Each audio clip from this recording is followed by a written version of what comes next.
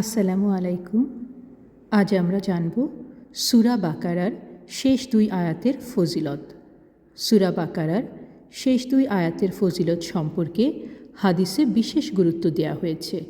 এই আয়াতগুলো পড়ার মাধ্যমে একজন মুমিন অসংখ্য বরকত ও পুরস্কার লাভ করতে পারেন। হাদিসে উল্লেখিত ফজিলত। রাতে পাঠের বিশেষ ফজিলত।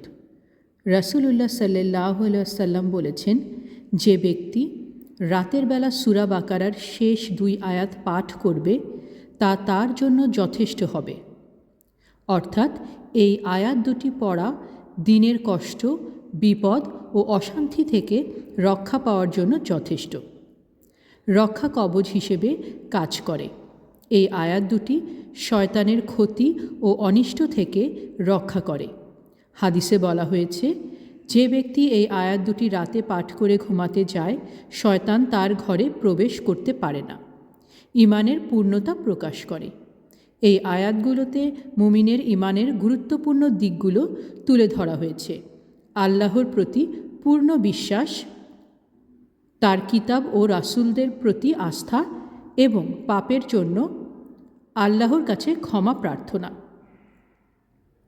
তাফসিরের সারসংক্ষেপ।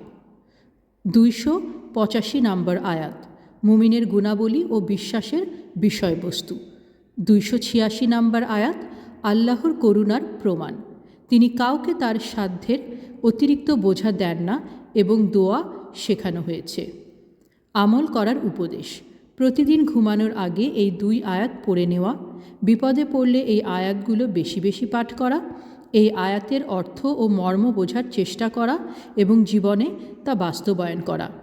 এই আয়াতগুলো নিয়মিত পাঠ করলে দুনিয়া ও আখিরাতে অসংখ্য ফজিলত অর্জিত হবে ইনশাআল্লাহ।